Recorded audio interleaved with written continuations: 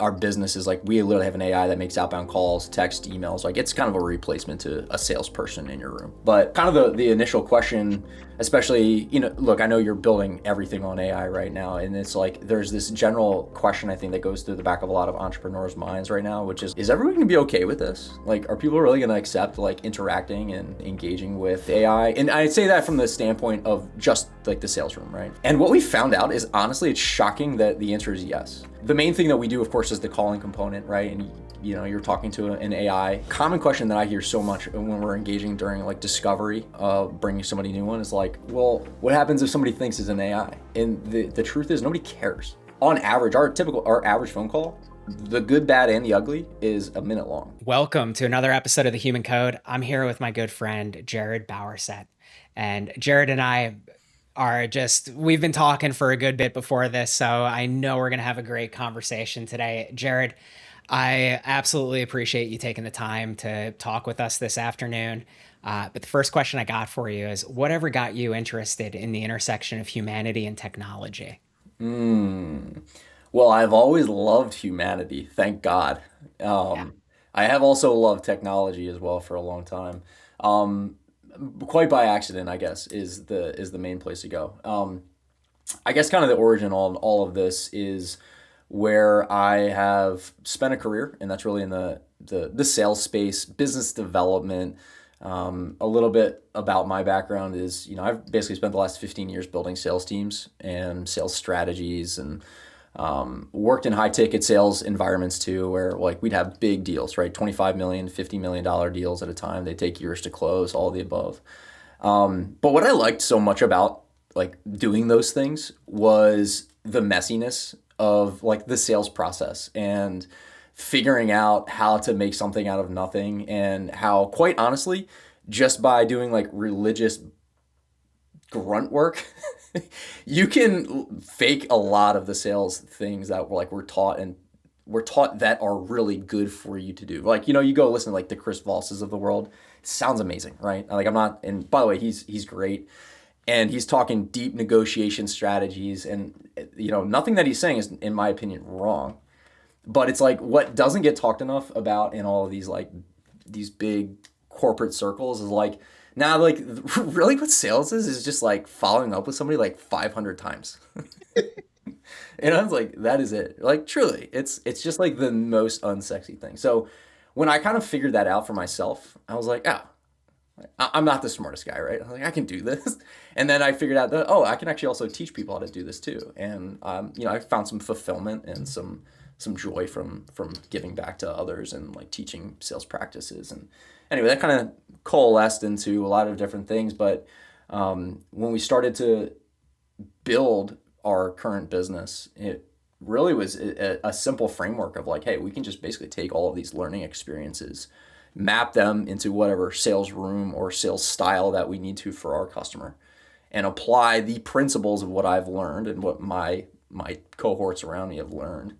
And let's just go do all the super unsexy stuff so that we can unlock the sexy stuff for our customers to do, and bring them more opportunities. So it's been kind of a serendipitous journey, just around something that I've kind of grown to love, and and I gotta say, I love the connection that you're making here as far as sales, and then additionally the technology that you have and it's HeyRafi is the name of your business. And so, but like you said, sales is literally just following up 500 times. And that kind of breakdown into how do you form a relationship with somebody? How do you like nurture that relationship is literally just showing up. yep.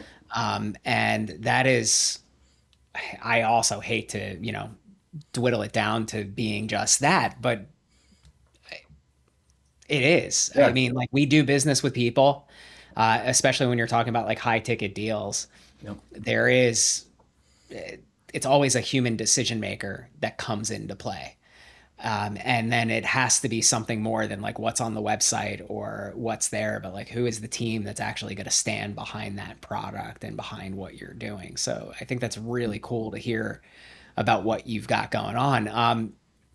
In bridging that gap between like, hey, this is a human who's doing these 500 connection points and following up, and having the technology driving that. Like, what has been the aha moment for you in those regards? Well, if it's explicitly around like just technology, one of the things that's honestly been like really cool for us to just witness in the last 18 months, maybe even less time.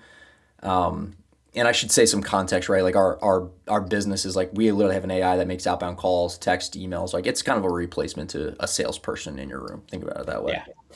But kind of the initial question, especially, look, I know you're building everything on AI right now, and it's like there's this general like question I think that goes through the back of a lot of entrepreneurs' minds right now, which is like, is everyone gonna be okay with this? Like, are people really gonna accept like interacting and engaging with AI? And I say that from the standpoint of just like the sales room, right? From like being the recipient on the receiving end of the communications. Like, are people gonna interact?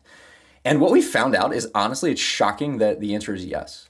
And I actually get a funny anecdote for you. So, the main thing that we do, of course, is the calling component, right? And you're talking to an AI on the other side of the line when you're engaging with our AI for one of our customers. And it's like, okay, and a common question that I hear so much when we're engaging during like discovery, bringing somebody new on is like, well, what happens if somebody thinks it's an AI? And the truth is nobody cares. And I can say that quite intentionally because we have so much data now where like we can keep on average our average phone call, the good, bad, and the ugly is a minute long. And after doing some studies on this, it's like, well, this actually makes sense, right? So like you call Verizon, and the reason that you get pissed off on your call with Verizon isn't because you're talking to a robot. It's because that you're not being served as the consumer fast enough or in a way that's meaningful for you, right? You've got the very specific problem with your bill that you talked to Johnny 6 weeks ago and it still wasn't fixed. So you're trying to get him back on the phone to hash that out, right? Whereas like with AI, it's different because you're immediately served with all of the context there is, assuming it's been built right, but you're immediately served with all the context that they need.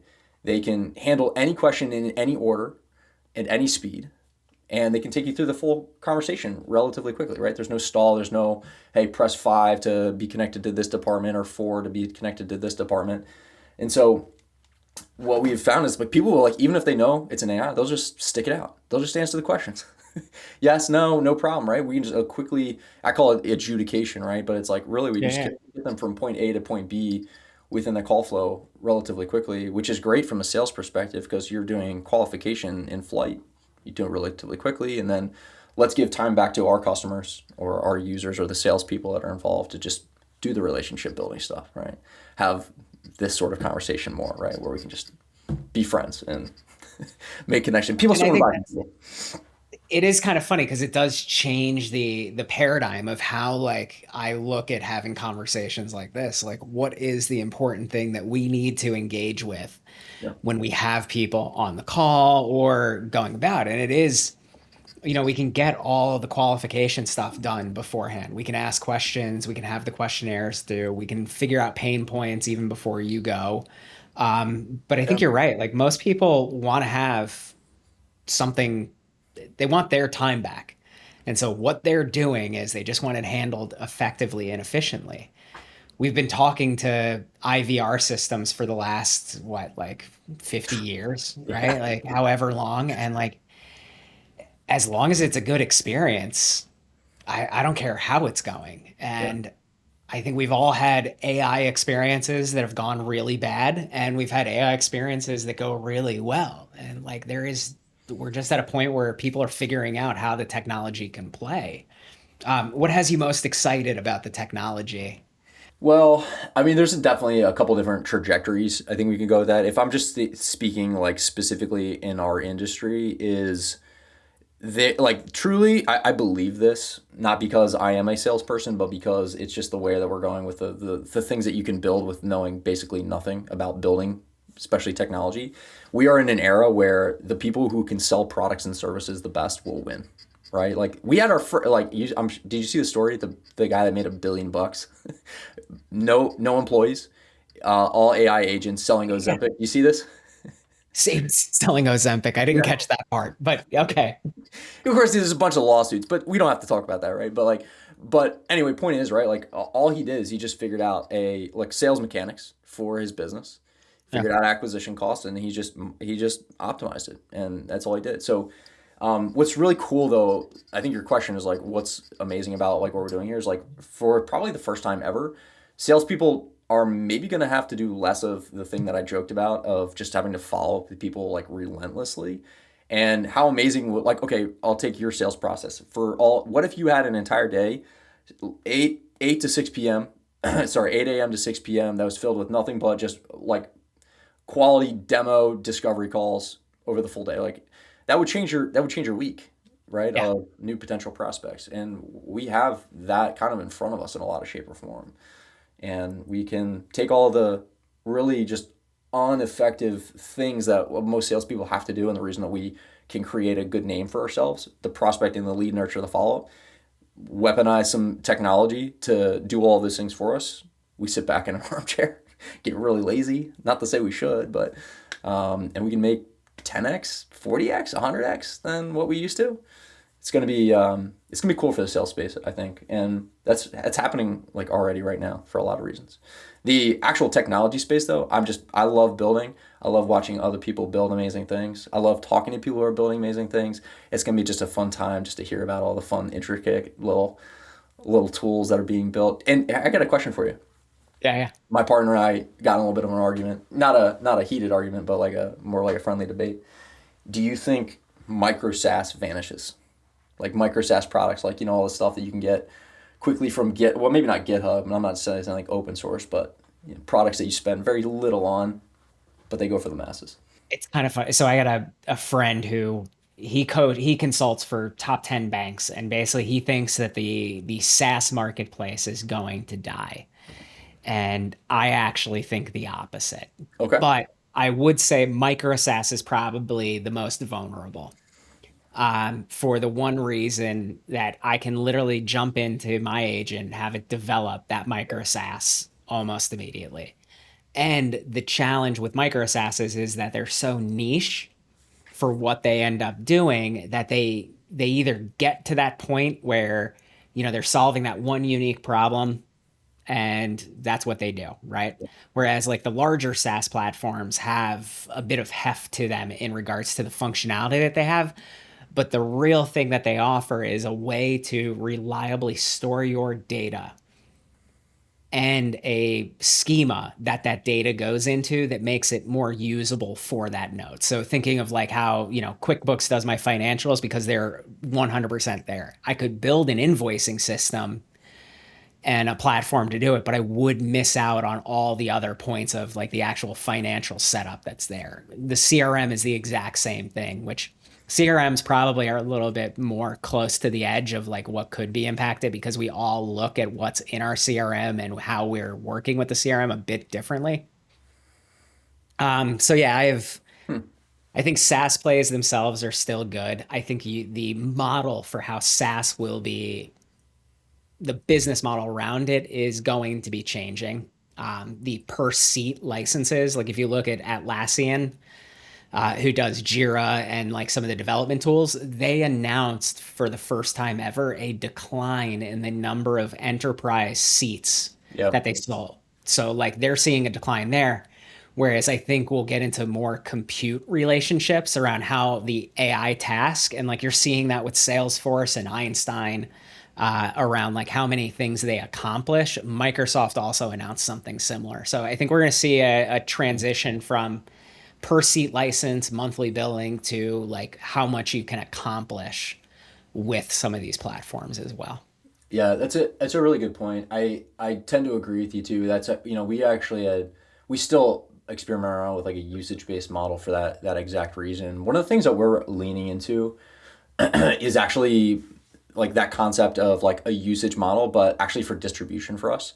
So like one of the things that's unique about our space is tremendous amount, like most of our people that we work with are like owner operators, very entrepreneurial, right? They might have like 10 employees right now, but like not big organizations by any means, but a lot of these people like to build, right? They're Yeah. entrepreneurial. They want to build. They want to they want to get the Claude. They want to download the code. They want to do their own things, build their own architecture. So we're like, all right, how can we like work very congruently like with that effort? And like, well, shoot, we could just make some files, right? Where effectively they can tap into like maybe our back end or other services back end, and we can grab a small exchange of value there, but by giving them some of the support and the structure around the schema that they may want to use a service like ours or other services that are kind of in our space in a way that can provide value back to them. That's one thing that we're kind of exploring and thinking like, how could we actually use this as a distribution channel for our services or our tools in a way that's effective. Which is kind of interesting because what you just brought up for me was basically how do you make it so it's more agent friendly? Yep. And the other side of this is how do you make your service discoverable by agents as well? And do you see the sales process changing from how we sell to humans to how you sell to an agent? Yeah, I mean, I'd love to sit here and give you like an amazingly scripted answer and like it sounded super buttered up because like I don't think anybody really has a really good gauge on that, right? Like we're in the dawn of internet times, Yeah. right? Like if you go back to like pre or like right when the internet was getting launched, and there's some amazing stories from people that were building, in HTML at the time, like some of the direct response marketers that were just kind of figuring this kind of stuff out. It's like there's usually like a few whispers of what ended up becoming like really, really valuable beginnings of like some of the marketing stuff that takes place, or shoot, even Google's search algorithm, not the search algorithm, but their bidding system. Like they actually bought that from like a very early stage company that ended up kind of going out of business. So it's like I try to be open-minded enough to know that I'm just going to listen to a lot of other really smart people try to understand like the perspective of how all this information is going to exist in the future and the way it's going to communicate, because I think it's true, right? I think there's going to be two components. I think number one, yeah, like the way that us like entrepreneurs and business owners are going to have to distribute our product and educate our end consumer on the products and services is probably going to change, right? It's going to be a little less of what we're doing now. And then the other component of that, like, which is in a direct disagreement of what I just said, is like I think people are still going to want to buy from people also, right? Like especially for like higher tickets like services, or like there's still going to be this. People are still going to want to be able to shake a hand, so to speak, or meet a face and understand, because even though we can work at light speed with some of the tools that are out there, like we're still kind of like ignorant. And we might miss, what I'm saying? Like we might miss like the little piece of context that like, we query like an agent and ask them a question. Like, yeah, it might give us the right answer, but like what's hidden is like the giant breadth of context and understanding that gave you that one line answer that we can't really understand just by reading that one sentence, right? And so that's why we still think we need people for the time being. Could be wrong, but for the time being. I I completely agree with you that like you're not going to, and then I'm also thinking about Mark Cuban buying a jet over the internet. Um, right, like you're not, most people aren't going, like that was probably done over the internet just for to say that you bought a jet over the internet, right? Like, Yeah. and that was at a time when the trust in doing internet transactions wasn't as high as it is today, right? Like second guessing whether I should put my credit card into this website. And today it's like whenever you Yeah, see it. whatever. All right, as long as I got the lock icon, we're good. Um, but it is true that like if we're doing multi-million dollar deals, 7, 8 figure deals, it's going to involve a human. Yeah. Like you're not going to sign that contract without understanding like I have somebody I can call up for this. Yeah. Yeah. Um what like Well, what do you think about that question? Like when you think about the way that things are going to change. Like I hear your Mark Cuban story, I agree with you. I think there's always going to be people that are going to continue to explore like their level of comfort exchanging digital experiences or like the purchasing process. But like, what do you think? Do you think it's going to change dramatically? Oh, absolutely. And here's kind of like the paradigm shift that I would imagine. Okay. Um, think about when you go to AI today and ask it to find a product or service for you. And what it does is it goes through and tries to figure out what your needs are. And then it looks at whether your needs are being met by that product. So whereas like every company that you and I go to first creates an emotional attachment, right? Like you have an emotional experience of that process because we are emotional creatures. That is the best way to kind of go. And for corporate sales, we build relationships. And you kind of have that understanding of where it's at. You know that you have somebody you can call if you ever have a problem or a need or can be guided through that. And like a lot of our sales process, and when I talk to my team, I'm like, if you are not Neo in the story, you're Morpheus. So like you are the guide for the hero. This is not your journey, it's their journey that they're on. So you have to get them ready for where they're going and they need to understand that they're turning to you for that as well. So like that kind of conversation doesn't need to happen with the AI. The intelligence and emotional side of it are different. And so you don't have to create that hook at first. But like when I ask, I was just asking for, I think it was Codex to find me a solution to a problem. It knew the requirements we had, and then it went out and started doing a comparison between 3 different service providers to figure it out. So like what we're doing is we're ramping up our marketing so that it has more of a technical edge to it and more of a feature and functional kind of perspective so that it does allow for a system to understand what our product does, how it does it. But then we also need the human side of it because you want them to be able to imagine using your product. And that's an imaginative kind of like emotional check that hooks in. So it Yeah. is I see it switching, but at the same time, like when it comes to the entire sales process that's more of like a discovery, I would say for us than it is part of the sales process because we still, you know, for our main product, it's still at least like a 6-figure deal that it starts out with. So it is going to require human involvement before they like actually pull the Right. trigger. Yeah. Yeah. Yeah, but you come in at a different point within the purchasing, like, especially for like high tickets like that, right? Like you're Yeah. going to go through procurement. You're going to go through a lot of like the checks and balances and like the time that you're typically at that point anyway. There's intent, there's engagement. Just focus on the emotional connection, right? Like Exactly. now I get to take them out to the Phillies game or do whatever we got to do. Assuming that's what you do with all of your customers, I'm sure you take them out to a Phillies game, right? So What's even funny is like most of our business is outside of Philly. So really, like, yeah, it is very like across the country kind of approach. And it just happens to be like how we ended up getting in like a couple of seed pockets in certain areas. But so how do you see this impacting your personal life then as well? Like we've touched on the business, we've touched on, the other side of like life. I'm just really curious about where you kind of like want to see the biggest impact. I mean, the biggest place is time, right? Like I think time is the ultimate commodity that we don't have enough of and that we're always trying to get more back of, right? Like money is an equation of time at the end of the day, or vice versa, however you want to think Yeah. about that. I mean, it's already incredible, right? Like not always, right? I'm sure you fall in the same camp, but like sometimes you're like, all right, it's 2 o'clock in the morning. I got to shut it down because I'm so excited about like whatever it is we're developing. But in general, I mean, the level of productivity that, somebody like yourself can sit down and, you just told me that you're blasting through almost 2 billion tokens a day. Like that, I mean, hopefully that's all being put to good productive use, right? But like, let's just assume that it is. The level of productivity that's happening there with no human involvement, that's amazing. It's incredible.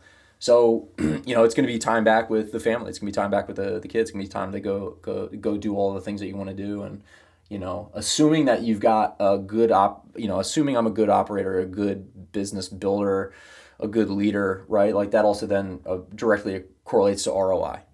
Assuming that we've been able to, nail our customer acquisition costs and really bring people in the pipeline. You're gonna like I would be shocked, right, if we didn't find the average business in the next 10 years with a net margin of like 50% plus, right? Where the vast majority of the overhead is infrastructure on technology, right? It's no longer going to be necessarily headcount. Maybe that's not a good thing, but it also means for the individual contributor or the solo entrepreneur, you can do a lot more with less, and you can make a lot more with less. And for all of us business owners out there, that's like, all right, that's pretty cool, right? Yeah, yeah. What's It weird? is kind of funny that you bring that up because I was just thinking about like there's the AI takes all the jobs, right? But then there's the AI that allows for businesses to exist that couldn't have existed before. Totally. And like we've seen the trend going on that you need less and less people to build a bigger business now. Yeah. And like I think the average tech company 2 years ago was about, I think it's like 100 to $150,000 of revenue at least per head. Per head. And now it's something like for AI first companies, it's like 600 to 750,000 is like the Fascinating. key marquee. Yeah. Without any increase in the amount of like labor costs for that. So, Hmm. um, the other thing is if you ask kids today what they want to be when they grow up, the number one job is like content creator. Yeah. And when we were growing up, that didn't Yeah. exist, right? Like, so I'm just thinking about like as we get this time back, as we change our relationship with work, I'm like, what is that next job that is like on the cusp that we don't know exists? And Yeah. it's gonna be an interesting time to see like how this all plays out. Yeah. Everyone's gonna take foot pics, bro. Um, it's interesting you say that though. In all seriousness, Yeah, yeah. one thing that comes to my head is I remember hearing this maybe it was a TED talk, maybe it was a like some big name entrepreneur speaking. I don't remember who it was, but the kind of this narrative was, I want everybody to be an entrepreneur, and the reason I want that is because I think it's the most fulfilling way to live your life. You can give back to your community, you can give back to your employees, you can give back to all those things, right? And they're like the dialogue unfolds and say, well, not everybody wants to be an entrepreneur, fine. But the second piece to that is not everybody has the knowledge to be an entrepreneur, or the stamina, or the risk tolerance, or all of those things. Um, but it seems to me that we're creating an environment where, like, well, what if that was possible? Like, what if people had so much technology that they could do these things? Like, also, like, I think of it this way, like, how much better the world could potentially be if everybody was somewhat entrepreneurial. Like, think of all the goods and services that could potentially exist. Maybe it's not truly a better life that's out there. Maybe we do need employees and there needs to be some level of hierarchy, but it seems to me like human nature always points us in the direction of more and more freedom. Like, I'm trying to visualize a world where, what if jobs didn't exist? What if everybody just like made their own thing by becoming a vendor, or purchasing services off of other people? Like, it seems to me like the economy would probably grow from those things. There's you kind of bring up two things for me on this one. There's a book called Sacred Economics. And it's an interesting read because it's an entirely new, or not new, but it's a different look at like what it means for an economy to kind of like scale. And it's a little hippie kind of thing, but it is well researched, and like he does have some foundation to it. But it looks at like money being the thing that led to the commoditization of everything. Yeah.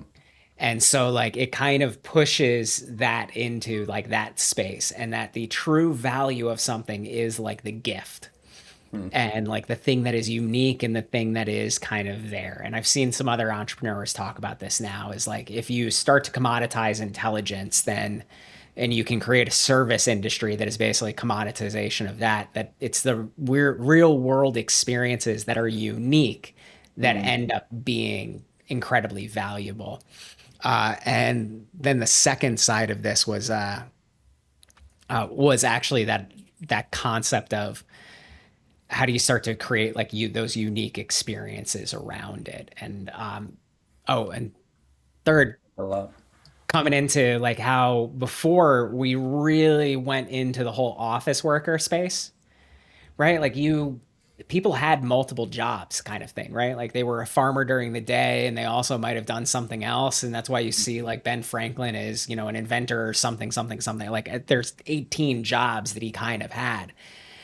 And that's kind of like what made it. And so I'm curious if we end up getting back to some of those, like where you're really just you're Jarod, right? Like that's who you are. And that's the essence of who Mm. you are. It doesn't you do sales sometimes, maybe you make art, sometimes you make some music, right? But then like you go through and do that stuff and it would be an interesting time to be alive.